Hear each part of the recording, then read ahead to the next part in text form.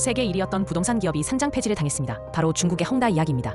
중국 경제를 성장시킨 건 부동산이었지만 지금은 그 부동산이 중국 경제를 무너뜨리고 있습니다. 이 거대한 균열 뒤엔 시진핑의 정치적 판단이 있었습니다.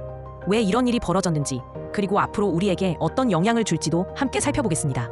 중국은 공산당이 집권한 1949년 이후 주택을 국가가 건설해 무상 분배해 왔습니다.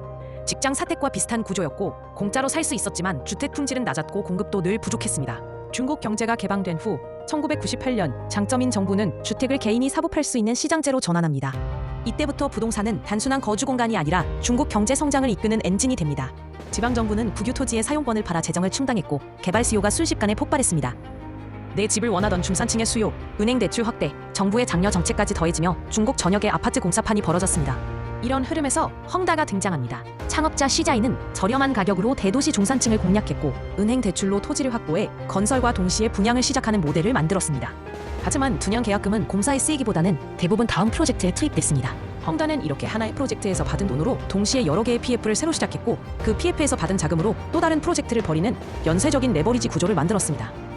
자기 자본 없이도 수십 개의 사업을 동시에 확장할 수 있었고 이 방식으로 헝다는 단기간에 폭발적인 성장을 이룹니다. 2018년에는 세계 최대 부동산 기업이 됐고 창업자 시자인은 중국 최고 자산가로 떠오릅니다. 하지만 부채는 눈덩이처럼 불어났고 공청단과 상하이방 같은 정치 파벌에 거액의 자금을 대며 영향력을 키워온 점도 결국 문제가 됩니다. 결국 시진핑은 자신의 정적 세력과 연결된 헝다를 정조준하며 본격적인 규제에 나섭니다. 3도 홍선이라는 부채 기준을 도입해 재무 구조가 나쁜 기업엔 대출을 금지한 겁니다. 헝다는 이 세 가지 기준을 모두 초과했고 자금줄이 끊기자 위기가 시작됩니다. 지방정부는 도시계획 위반 등을 이유로 헝다의 아파트를 철거하거나 몰수하기도 했습니다.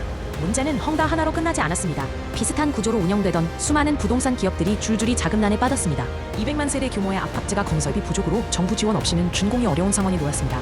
그 충격은 지방정부 재정으로도 이어졌습니다.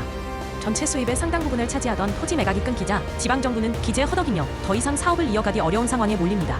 결국 2025년 8월 헝다는 홍콩 증시에서 상장 폐지됩니다. 정치적 판단에서 비롯된 규제가 부동산 시장 전체를 흔들고 그 여파는 다시 정부가 감당해야 할 수준으로 되돌아온 셈입니다. 정부는 헝다를 비롯한 대형 민간 부동산 기업들을 국영기업으로 전환하고 자금을 투입해 부동산 경기와 기업을 살려보려는 움직임이 있습니다.